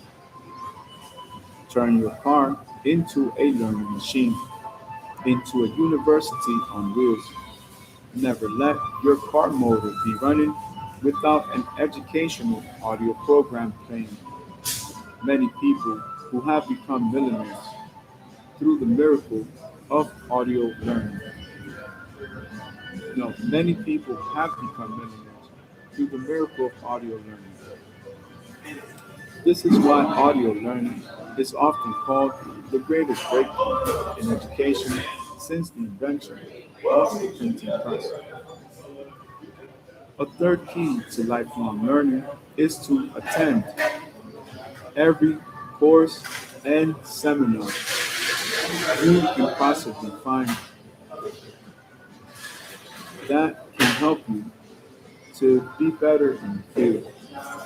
The combination of books, audio programs, and seminars will enable you to save hundreds of hours and thousands of dollars and many years of hard work in achieving the level of financial success that you desire. Make a decision today to become a lifelong learner. You will be made at the excitement and time in your career. Lifelong learning can be a major factor in your becoming a self-made deca trillionaire. Action exercise. Select a subject that can really help you to be more productive and effective in your field. Set a goal to master the subject. Make it a do-it-yourself project. Then read on this subject every day. Listen to audio programs on the subject. Attend courses on the subject. Work on this project as if your future depends on it, because it does. Education is so important. Education is so important. Okay. Now let's go to Google News and let's go to Tech News and let's go to AndroidHeadlines.com. Guys ready? Let's rock and roll. Today's article is brought to us by Christian Archives, editor. Christian has been writing for Android Headlines since 2014 and is an editor for the site. He has worked as a writer for several outlets before joining Android Headlines and has a background in writing about Android and technology in general. He is a smartphone enthusiast that specializes in Android smartphones and that platform in general. Contact him at christian.lucid and no at androidheadlines.com. Thank you very much, Mr. Christian, for writing today's article, and thank you for sponsoring today's masterclasses. Exclusive, official Google Pixel 11 Pro Fold CAD renders first look. We're bringing you 4 images and a video to show you the design of the upcoming Google Pixel 11 Pro Fold. These are CAD-based images and show the final design of the phone. It will be very similar to the Pixel 10 Pro Fold, but thinner, and with a redesigned camera bump. So if you guys can look at the image, these are rumor mill, so we'll take it at face value. Let's see what they're talking about. Google is expected to announce a new book-style foldable smartphone later this year, and we have a real treat for you today. We're here to show the design of that phone, the design of the Google Pixel 11 Pro Fold. This will essentially be your first look at the Pixel 11 Pro Fold, as it did not leak out until this point. We managed to get a hold of Pixel 11 Pro Fold CAD-based renders and are here to present them in partnership with OnLeaks. Here's what the Google Pixel 11 Fold will look like. The Pixel 11 Pro Fold is coming to succeed the Pixel 10 Pro Fold, which was rather similar to its predecessor. As you'll soon find out, Google is not really looking to reinvent the wheel with this year's model either. We'll show you the phone's design in both image and video formats, so you'll basically see it from all angles. In addition to that, we'll also have some information regarding the dimensions of the phone. With that being said, let's get to it. It's very similar to its predecessor. The moment you lay your eyes on the Pixel 11 Pro Fold's design, you'll realize that it looks quite similar to its predecessor. Google opted not to make major design changes, and that's kind of expected. The phone will once again be made from mainly aluminum and glass, and from the front, it looks almost the same as its predecessor. That goes for both the front of it when it's folded and unfolded actually. The overall shape of the phone is the same, as is the corner curvature pretty much. The main display does have a hole on it in the top right corner in the same spot as the previous model. The bezels also seem to be the same actually. They're uniform and as thin as you can get around the foldable display, as those bezels also double as protection for the display. They're raised. Bezels on the left and right sides of the phone connect when you fold it, of course, so they have to be raised. It's the same deal as on the Google Pixel 10 Pro Fold and basically any other good style foldable out there. The top and bottom sides are not particularly interesting. At the bottom is the Type-C port with a microphone, speaker grill, and a SIM card tray. The top is even less eventful, with another couple of holes. Its camera module will look different and better. If we flip the phone around, you'll notice a change that is easily noticeable. The Pixel 10 Pro Fold has a slightly different camera island than its predecessor. Both the LED flash and a microphone are now located within the top pill-shaped cutout.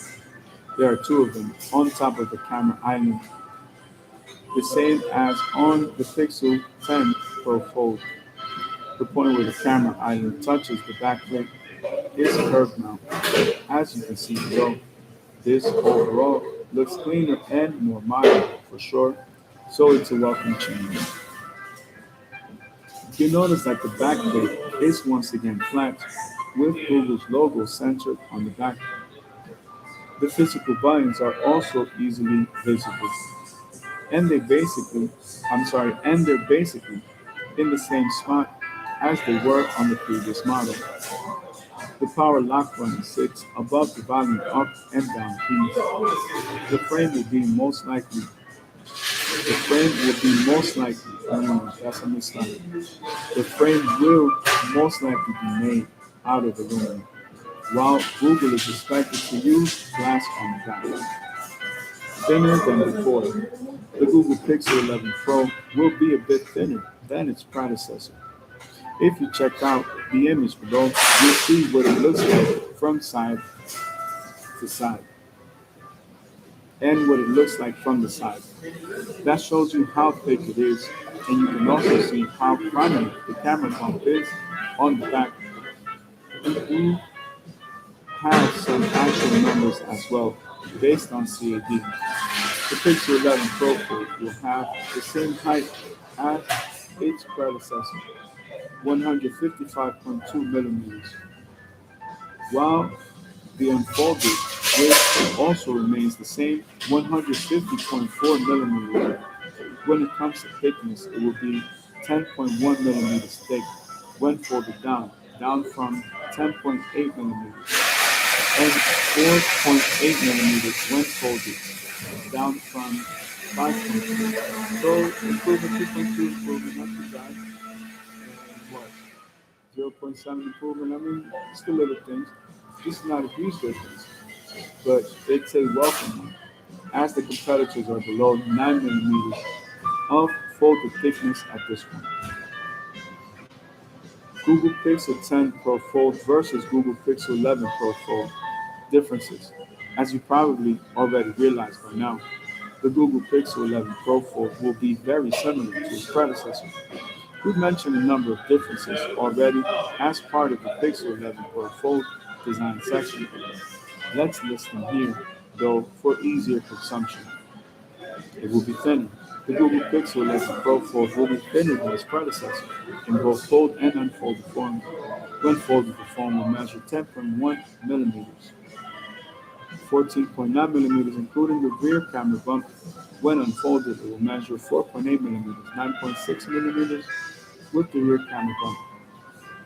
The Pixel 10 Pro Fold, on the other hand, measures 5.2 millimeters when unfolded and 10.8 millimeters when folded. So the new device will be around 0.7 millimeters thinner when folded and 0.4 millimeters thinner when unfolded. Not counting the camera bump, of course, it still won't be as thin as some of the competitors, but it's getting there. The design camera bump.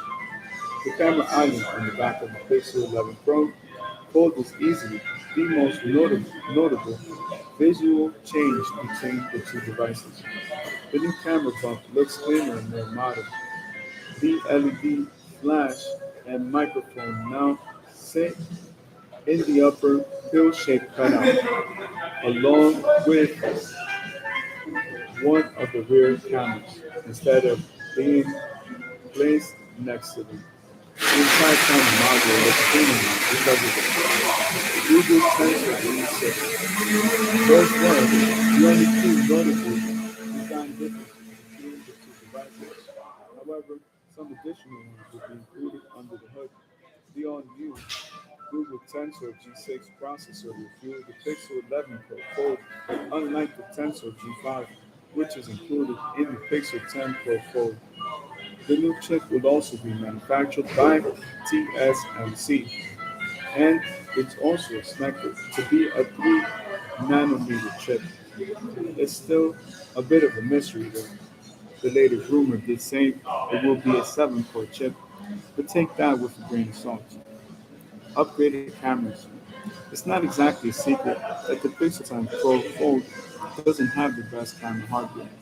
It is actually inferior to the Pixel 10 Pro, and it's not even on the same level as the Pixel 10, as it has an inferior ultra-wide camera. Other foldables on the market have gone way beyond this point in terms of camera hardware. So Google is expected to raise the ante here. We're hoping for upgrades across the board, but it's too early to tell what exactly we'll get. Google may end up using some of the camera hardware from the Pixel 10 Pro units. What else? We don't expect many other changes, in all honesty. The display will stay almost the same size, as will the cover image. The IP68 water and dust resistance is expected to return, while the phone is expected to support Pixel Snap and QI2 wireless charging. Its battery probably won't grow much, if at all, and so on. Who knows? Google may yet surprise us, but we're not expecting a major change in any of those categories. A silicon carbon tech would do wonders for the battery capacity, but there are no indications that Google will actually do it.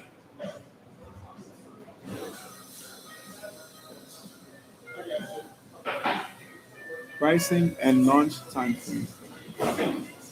Back in April last year, we exclusively shared Google's four-device Pixel roadmap through 2028 price-wise. Things have changed since then. However, the pricing that Google had in mind will probably change. The pricing was planned to be $1,500 for the Pixel 11 Pro Fold, but that probably won't happen due to tariffs and various other factors. On top of that, memory prices have skyrocketed.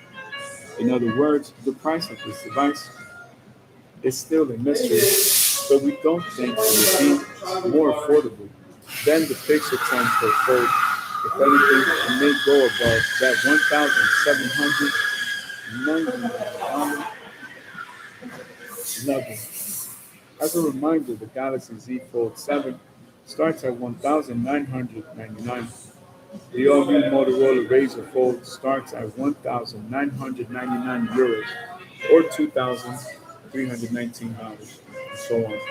Foldable prices are not low by any stretch of the imagination. What about its launch date? Well, based on Google's track record from the last 2 years, we're expecting the phone to arrive in August. The Pixel 9 series was announced in August 2024, while the Pixel 10 series arrived in August 2025. Everything points to that month again.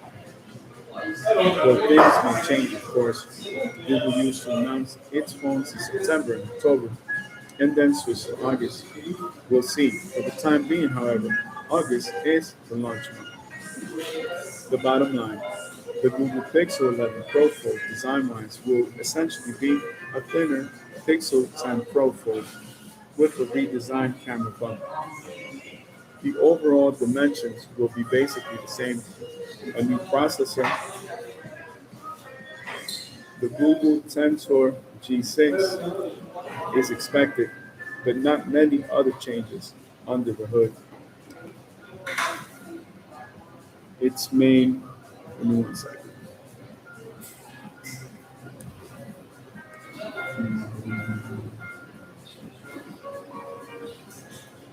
Its main and cover display probably won't change in size, if in any way, while the battery capacity is not expected to change much either, if at all. We do expect some improvements in terms of camera hardware. The Google Pixel 11 Pro Fold won't be a huge revamp of Google's formula for foldables, but it will still be a step in the right direction. If you'd like to know more about the company's best devices, including the Pixel 10 Pro Fold, check out our list of the best Google phones. Pretty cool. Alright, let's move on. Closure of business management. Let's just check to see what we have. Go Dominican newspapers. Go to El Nacional first. Let's see what we got.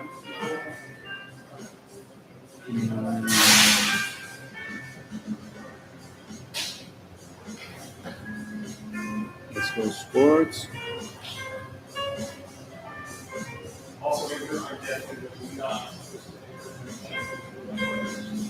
There we go. Juan Marichal baila béisbol tras clasificación de República Dominicana a segunda ronda del Clásico Mundial por Marcos Nival.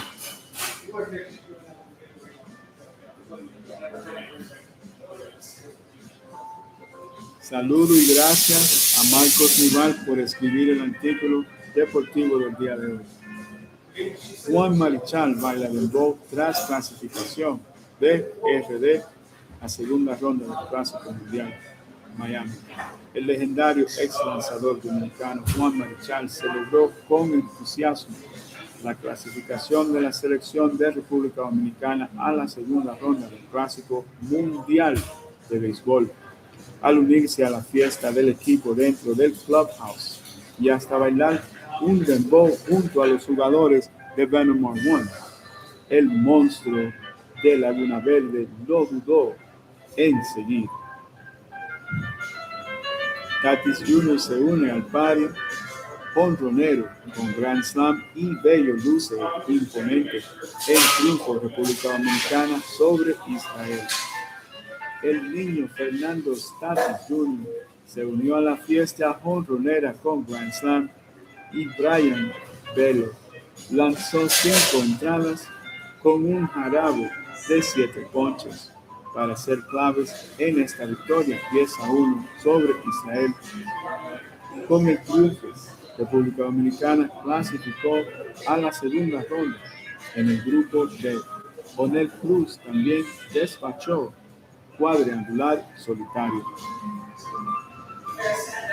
El bate de Juan Soto hace historia en Clásico Mundial cuando se había y se habla de peloteros que la historia los persigue para grandes cosas. Hay que mencionar a Juan Soto. Su bate sigue hablando y escribiendo una bonita historia con República Dominicana en el Clásico Mundial de Béisbol. Noah Pujols, cuando la ventaja contra Países Bajos ya era inalcanzable, el dirigente Albert Pujols trató.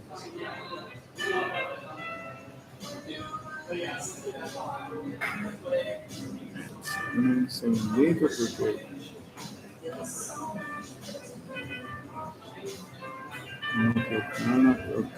Dame un segundito, vamos a salir aquí porque yo no veo otra cosa. Oh, que me pusieron un comercial. Hold on. Open up your Dominican newspapers and go to El Listín Diario because there's a problem with that article. It gave me two different articles at the same time. Hold on. Okay. Go to Listín Diario. Go to Salud, which is health. Okay, let's do the health module first. Salud. ¿Sabías que poner a prueba tu cerebro ayuda a mantenerlo sano? Aquí te explicamos cómo hacerlo. Un estudio reciente vinculó un menor riesgo de enfermedad de Alzheimer y de deterioro cognitivo con el aprendizaje permanente, es decir, experiencias intelectualmente estimulantes. Agencia Associated Press, Washington, Estados Unidos. Ejercita tu cerebro. Aconsejan los expertos a quienes desean prevenir la demencia. Pero ¿cómo? Ejercitar el cerebro podrá ser una mejor descripción. Haz un crucigrama al día y podrás volverte bueno con los crucigramas. Sin embargo, las investigaciones demuestran cada vez más que diversos hábitos y aficiones son como un ejército cognitivo que desarrolla conocimientos y habilidades que pueden fortalecer partes del cerebro a medida que envejecemos. Un estudio reciente vinculó un menor riesgo de enfermedad de Alzheimer y de deterioro cognitivo con el aprendizaje permanente, es decir, experiencias intelectualmente estimulantes, leer y escribir, aprender otro idioma, jugar al ajedrez al ajedrez, resolver rompecabezas, ir a museos, desde la infancia hasta la jubilación. En cierto modo, estimulan el cerebro y el pensamiento. Se utilizan diferentes sistemas cognitivos, explicó la neuropsicóloga Andrea Zamer del Centro Médico de la Universidad Rush de Chicago, quien dirigió el estudio. Si no practicaste lo que Zamer denomina actividades cognitivamente enriquecedoras en una etapa temprana de tu vida, aún estás a tiempo de empezar. La mediana edad ofrece una oportunidad importante para proteger la salud cerebral y los científicos están examinando diversas maneras de mantener la agudeza mental, desde aprender música hasta observar aves y practicar juegos de entrenamiento cerebral. No se trata solo de una actividad, se trata más bien de encontrar actividades significativas que te apasionen, dijo Zamer, y dedicarte a ellas en lugar de probarlas poco a poco. La salud física también es fundamental para la salud cerebral. Por eso los expertos también recomiendan el ejercicio intenso, así como controlar la presión arterial, dormir bien e inclusive vacunarse más adelante. No existe una fórmula mágica para prevenir la demencia ni el deterioro cognitivo propio del envejecimiento, advirtió el doctor Ronald Peterson, especialista en Alzheimer de la Clínica Mayo. Sin embargo, los cambios en el estilo de vida ofrecen la oportunidad de ralentizar el proceso de deterioro, afirmó.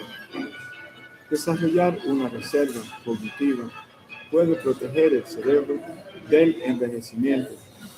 El estudio de Zami sobre aprendizaje permanente incluyó a casi 2.000 adultos mayores de entre 53 y 100 años, que al principio no presentaban demencia y fueron monitoreados durante 8 años. Los investigadores les preguntaron sobre actividades educativas y otras actividades cognitivamente estimulantes en su juventud, mediana edad y vejez, y les realizaron una serie de pruebas neurológicas. Algunos finalmente fueron diagnosticados con Alzheimer, pero esta se manifestó 5 años después en aquellos con mayor nivel de aprendizaje permanente en comparación con aquellos con menor, según informó el equipo de Zami en la revista Neurology. Además, mantenerse más activo mentalmente en la mediana edad y más allá se relacionó con un ritmo más lento de deterioro cognitivo. Más interesantes, dijo Gami, fueron los resultados de las autopsias de 948 participantes que murieron durante el estudio. Incluso cuando sus cerebros albergaban características del Alzheimer, las personas más enriquecidas cognitivamente tenían mejor memoria y habilidades de pensamiento y un declive más lento antes de su muerte. Eso es lo que los científicos llaman reserva cognitiva. Significa que el aprendizaje fortalece con las conexiones neuronales en diversas regiones, lo que ayuda al cerebro a ser más resiliente y capaz de superar los daños causados por el envejecimiento a las enfermedades, al menos durante el tiempo. Más pistas de que ejercitar el cerebro es importante. El estudio de Rush no puede demostrar casualidad, muestra una asociación entre la estimulación cognitiva y el riesgo de demencia. Otros estudios ofrecen pistas similares, como los que vinculan la salud cerebral con tocar un instrumento musical. Otro estudio sugirió que el entrenamiento de velocidad cerebral utilizando un programa en línea que requiere detectar imágenes mientras una pantalla parpadea, lo que aumenta las distracciones. También podría ser útil. Un estudio financiado por los Institutos Nacionales de la Salud examina si los ejercicios computarizados a largo plazo que buscan mejorar la atención y el tiempo de redacción o reacción son beneficiosos. Esa velocidad de procesamiento cerebral afecta nuestra capacidad para realizar múltiples tareas o conducir, afirmó Jessica Langbaum del Instituto Banner de Alzheimer, quien no participa en la investigación sobre entrenamiento cerebral. Por ahora, recomienda elegir actividades que nos ayuden a pensar con rapidez, como unirse a un club de lectura para combinar la lectura en solitario con la conversación y la conexión social. Aquí hay otros pasos para reducir el riesgo de demencia. Muchos problemas de salud crónicos que aparecen en la mediana edad pueden aumentar el riesgo de padecer Alzheimer y otras formas de demencia en etapas posteriores de la vida. Por ejemplo, la hipertensión arterial daña los vasos sanguíneos, lo cual es perjudicial para el corazón y reduce el flujo sanguíneo al cerebro. La diabetes mal controlada puede provocar una inflamación cerebral perjudicial. No, perjudicial.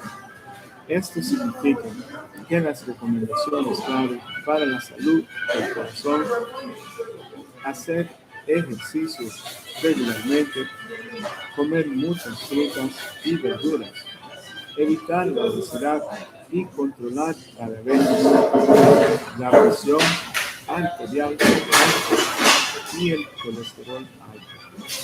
También son buenas para la salud del cerebro.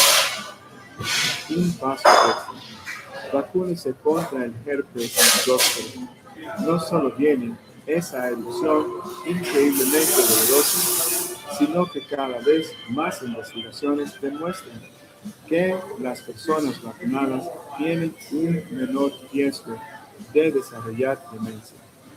Associated Press, Listín Diario, República Dominicana, Santo Domingo. ¿Cómo va a pasar la tecnología? Mira, salió en español. So, let's do those last two modules. We have time. Okay, extra credit, everybody stretch. We got 2 more modules and we are done. Oh man, go stretch. Oh, everybody hydrate. Get you a snack if you need a snack. Walk is the back in the crowd.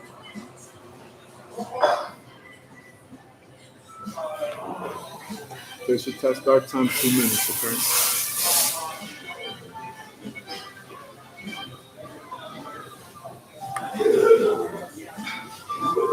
Let's rock and roll. Tecnología.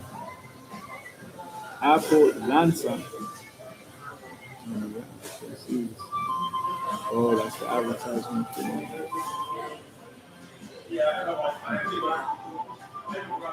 Apple lanza nuevo iPad Air con mejores rendimientos y conectividad.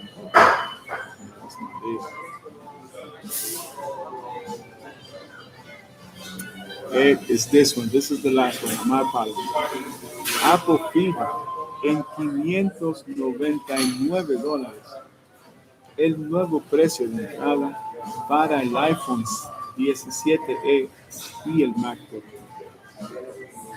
El precio de entrada para Apple parece ser el de $599, costo en el que debutan tanto el ordenador portátil MacBook Neo como el teléfono iPhone 17e.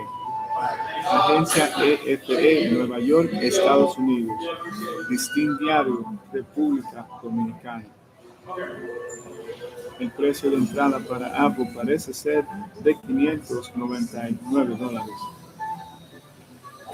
Costo en el que debutan tanto el ordenador portátil MacBook Neo como el teléfono iPhone 17e.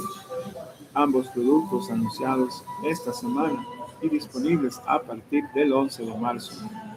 Durante años, la forma más económica de entrar en la gama Mac era un portátil de $999, por lo que el precio del nuevo portátil, que cuenta con una pantalla de 13 pulgadas y un cuerpo que pesa solo 1.2 kilogramos, es históricamente bajo para la compañía de la manzana mordida, e incluso sorprendió a los expertos al rebajar el coste de su modelo de entrada casi en un 50%. Por su parte, el precio del teléfono asequible iPhone 17e es el mismo que el del modelo del año pasado. Esta decisión responde a un movimiento estratégico para proteger su dominio en el mercado global y busca captar usuarios en un contexto de encarecimiento de la cadena de suministro y escasez de chips de memoria. El portátil más asequible hasta la fecha. El nuevo MacBook Pro destaca por su diseño colorido. Estará disponible en plata índigo y rosa blush, el nuevo verde citrus y una autonomía de hasta 16 horas. Sin embargo, el bajo precio conlleva sacrificios técnicos. El nuevo está equipado con el chip A18 Pro, el mismo procesador que dio vida al iPhone 16 Pro, en lugar de los chips de la serie M utilizados en los últimos y más caros modelos. Aunque es compatible con las funciones de inteligencia artificial Apple Intelligence, carece de teclado retroiluminado y su conectividad se limita a un único monitor externo. Apple ofrece una variante por $100 más que duplica el almacenamiento a 512 GB e incluye el lector de huellas Touch ID. Con este nuevo modelo más económico, Apple busca competir con los Chromebooks de Google y los equipos Windows de gama básica, dispositivos que son extremadamente populares entre estudiantes y compradores primerizos.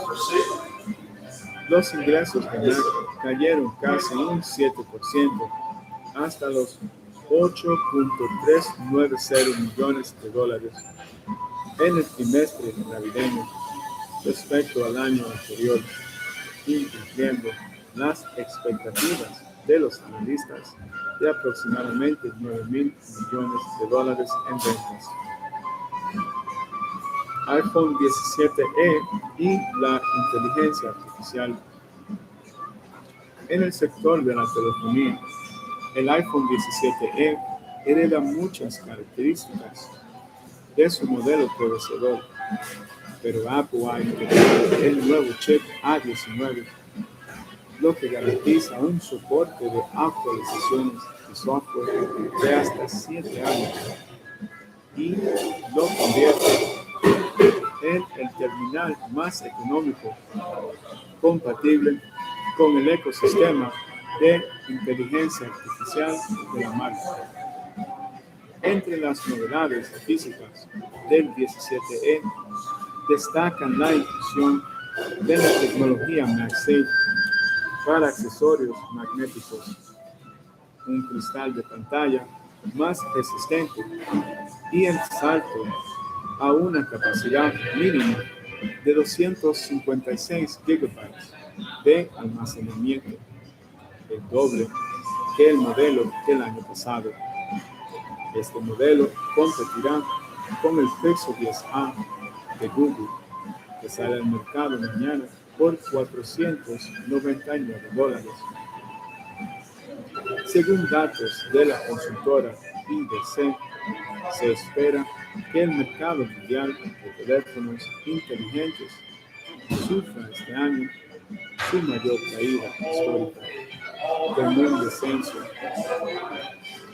de los envíos del 13% debido al aumento de costos y la falta de componentes.